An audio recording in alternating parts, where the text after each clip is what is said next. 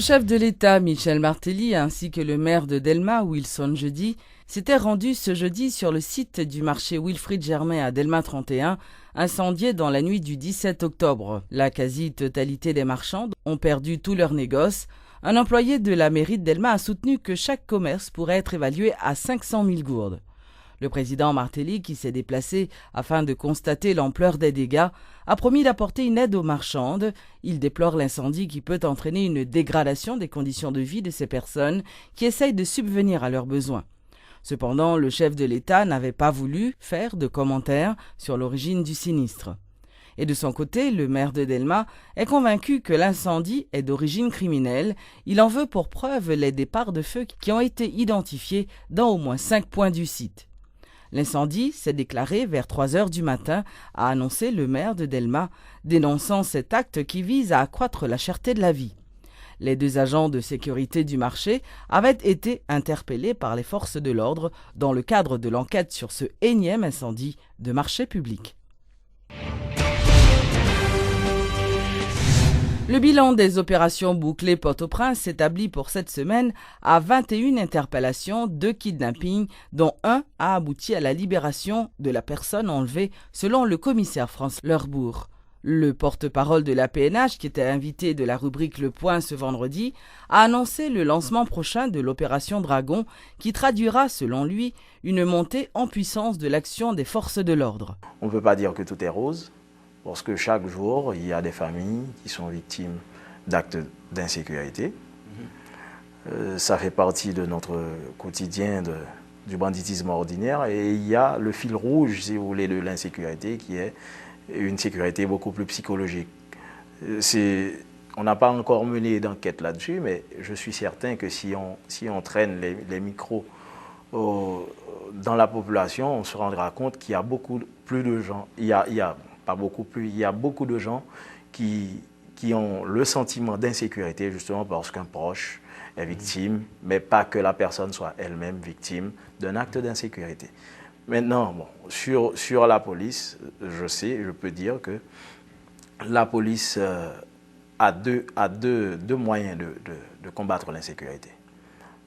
C'est la prévention et la répression. Là, nous sommes en plein dans la répression, si vous voulez, par rapport au banditisme ordinaire, parce qu'il faut apporter des réponses tous les jours. Mais sur le fond, sur la prévention, et c'est le travail foncier, si vous voulez, la police, c'est ce qui peut empêcher qu'on ait à faire beaucoup de répression. Je crois qu'il y a eu 21 interpellés, dont 6 pour association de malfaiteurs, etc. Je crois qu'il y a eu 2 enlevés et qu'il y a une personne qui a été libérée sur rançon, c'est une fillette je crois, qui a été enlevé le 11 octobre. Et là, on est en train de travailler dur, notamment la DCPJ sur la question avec son opération Dragon, pour renforcer la sécurité. Naturellement, là, on est sur du ponctuel. On comprend que quand ça monte un peu, il faut frapper du poing sur la table en attendant que les autres travaux plus structurels supportent après. Réagissant aux problèmes d'embouteillage observés chaque jour depuis la rentrée des classes, le commissaire Lerbourg a estimé que les moyens de transport traditionnels tels que les camionnettes tap-tap ou encore les motocyclettes ne sont plus suffisants pour assurer la circulation du million de Port-au-Prinsiens qui doit se déplacer chaque jour. Voir le flux de personnes qui se déplacent, je crois qu'il y a un urbaniste qui a dit qu'il y a 1 million de personnes qui se déplacent chaque jour dans l'aire métropolitaine. Donc il faut qu'on puisse contrôler les flux et donner les moyens, les modes de transport appropriés. Aujourd'hui, on est sur du tap-tap, on est sur des motocyclettes, donc ça crée un embouteillage monstre. Et on comprend qu'au fur et à mesure que la population grandisse et au fur et à mesure que ces modes de transport traditionnels, on les garde encore, l'embouteillage est presque inévitable. Si on est obligé de déplacer en voiture, on utilise le covoiturage par exemple.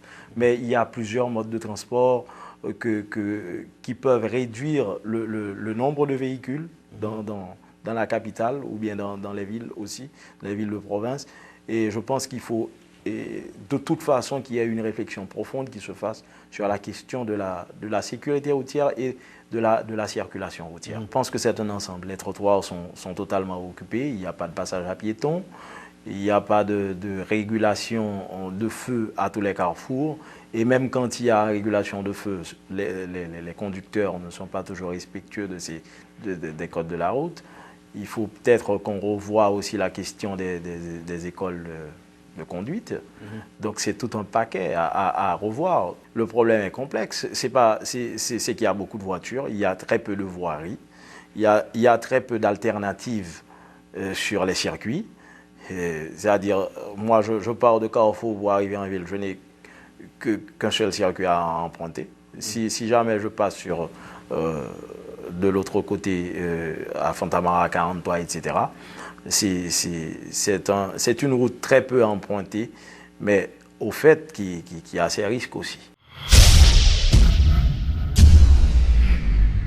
Le ministre français délégué auprès du ministre des Affaires étrangères chargé du développement, Pascal Canfin, doit effectuer une visite de 2 jours en Haïti. C'est ce qu'a annoncé l'ambassadeur français Didier Lebray. Selon le diplomate, M. Canfin rentrera au pays ce 23 octobre et sera à la tête d'une délégation qui doit se rendre au Cap Haïtien pour visiter le campus universitaire Roi Henri-Christophe de Limonade. Les grands axes de la visite de Pascal Canfin, il démarrera sa visite par une audience auprès du président de la République, donc ce qui permettra donc, tout simplement de faire un peu le bilan et le suivi de ce que les chefs d'État se sont dit à Kinshasa. Les points clés qui ont été abordés au moment de l'entretien des 2 chefs d'État, ça a été quelle participation pour la France et la francophonie de manière générale, puisqu'on était dans le cadre d'un sommet francophone, en soutien à la politique très volontariste du chef de l'État haïtien de scolarisation universelle. Donc ça a été un gros sujet dans leur discussion. Donc Pascal Canfin vient maintenant pour essayer de voir dans les détails ce qui pourra être fait, en plus de ce qu'on fait déjà. Et le deuxième gros sujet d'échange entre les chefs d'État à Kinshasa, ça avait été aussi les grands projets d'infrastructure dont Haïti a réellement et urgemment besoin dans tous les domaines. Qu'il s'agisse de l'eau, de l'assainissement, d'énergie, des transports, des ports, des aéroports, tout ce qui va permettre à Haïti de se doter d'infrastructures qui vont permettre au pays un véritable décollage économique. Donc ces questions avaient été également abordées, elles le seront, et elles seront vraiment au cœur de la visite de Pascal Canfin. Mais il y aura à la fois dans sa délégation, des gens de son cabinet comme toujours, mais aussi des personnalités politiques, des collectivités territoriales, parce que Pascal Canfin tient aussi à valoriser et à creuser un sillon qui pour nous est très important, celui des échanges entre collectivités locales haïtiennes et françaises. Il y aura également un entrepreneur, M. Marc Vernier. M. Marc Vernier est à la tête d'une des plus grosses entreprises de fabrication d'éoliennes en France. Il y aura également avec lui 2 présidents de grandes ONG françaises et qui sont très fortement implantés en Haïti. Et il y aura également le président ou un représentant, je ne sais pas encore, d'Agronomes et Vétérinaires sans frontières, AVSF, qui est aussi très fortement implanté ici et dans tout le pays. 2 bébés éprouvettes sont nés en Haïti les 8 et 12 octobre dernier, selon le Dr Harry Beauvais du Centre haïtien d'investigation et de traitement avancé de l'infertilité Chitaï. Le docteur Beauvais a fait savoir que le problème d'infertilité touche près de 12% des couples haïtiens. Actuellement, la population en âge de procréer avoisine, c'est-à-dire ceux qui ont 15 et 40 ans, avoisine 3 800 000 habitants. Femmes en âge de procréer. Et de ces 3 800 000 femmes, il y a 12% qui ne peuvent pas avoir des enfants parce qu'elles souffrent de problèmes de fertilité. Ce qui nous met entre 380 000 et 410 000 femmes / couples en âge de procréer qui ne peuvent pas avoir des enfants. Donc, sans un minimum d'assistance médicale. Ce sont les statistiques officielles, les données officielles dont vous disposez? Oui, ce sont les statistiques officielles. Non, mais vous avez dit 12%, donc c'est énorme, c'est beaucoup. C'est énorme. Donc il y a 12% de couples actuellement qui font face souffrent des problèmes d'infertilité, bien entendu. Et tous ces couples, toutes ces femmes n'auront peut-être pas besoin de la fertilisation in vitro pour corriger ces problèmes qui dérangent. Maintenant, pour réaliser ces rêves, il y a un ensemble de médecins spécialistes, des gynécologues, et pour en grande majorité, qui font de très bon travail actuellement en Haïti, qui permettent à beaucoup de couples de revivre et de réaliser leur rêve le plus important que d'avoir des enfants. Mais au-delà de ces couples qui bénéficient des traitements actuellement, il y en a qui n'auront jamais d'enfants si la fertilisation in vitro n'existe pas. C'est pourquoi nous sommes là. C'est que milieu qui gagne côté que tout le monde a développé, yo essayé d'imiter au maximum milieu intra-utérin, milieu physiologique qui gagne la CAIFIA, yo essayé d'imiter au maximum au laboratoire. Okay. C'est ça qui fait que le laboratoire côté qu'on a fonctionné. Pour nous faire laboratoire de fertilisation in vitro, ça, nous sommes obligés de travailler dans ça, un clean room. Un clean room, c'est une chambre qui est hyper sophistiquée.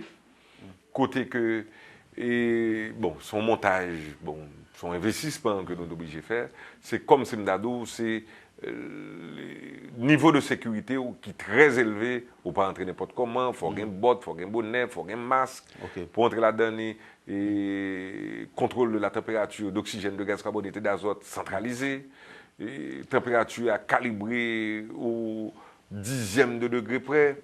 Parce qu'au départ, il faut me dire que nous avons fait un pile promotion pour Saint-Plan.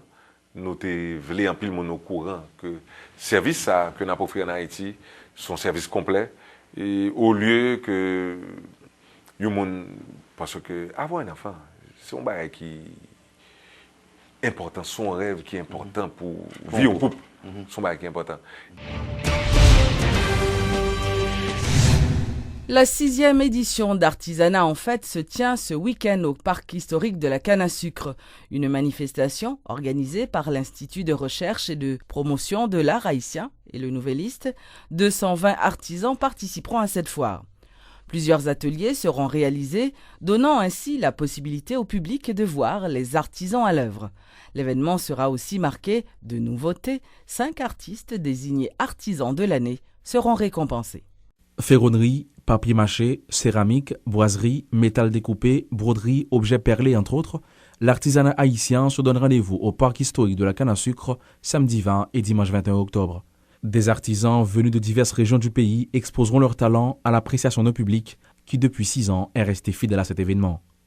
La sélection n'a pas été facile, mais au final, 200 artisans ont obtenu une place, nous dit Martine Blanchard, PDG de l'IRPA. J'aime aussi donner la visibilité aux autres jeunes artisans et que il y a des artisans aussi qui étaient là l'année dernière, qui étaient là avec nous depuis nous commencer, que nous disons non avec beaucoup de peine parce que nous voulons créer place pour question de place aussi. Nous ne pouvons pas prendre ni ça qui est là depuis la première fois, ni ça qui vient qui a un talent que nous voulons lancer tout. Les artisans ont tout à gagner en participant à cette foire, selon Franz Duval du Nouvelliste. Visibilité, expérience et prix, car pour la 2e fois, un jury va désigner les 5 artisans de l'année et les primes sont plus qu'alléchantes. Année ça dit, c'est la bail prime et CFI a bail un chèque de 50 000 gouttes à chaque artisan qui désigné artisan de l'année. Tout artisan qui était désigné l'année dernière, il a fait une nouvelle liste, il a passé dans le ticket, il a fait une promotion et visibilité ça.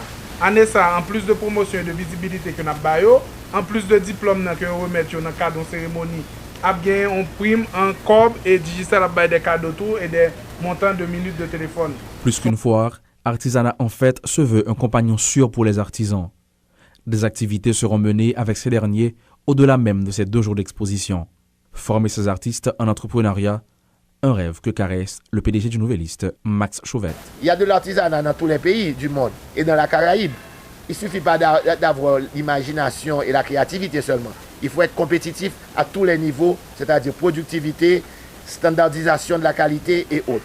Donc c'est important maintenant, le grand défi, c'est que ces artisans deviennent des entrepreneurs à succès. 2 journées avec nos artisans, des dégustations gratuites de cola couronne ou cocktail à base de rhum Barbancourt. Ça vaut la peine de faire un tour au parc Canne à Sucre ce week-end. Noël est pour bientôt. Profitez-en donc pour faire le plein de cadeaux à offrir.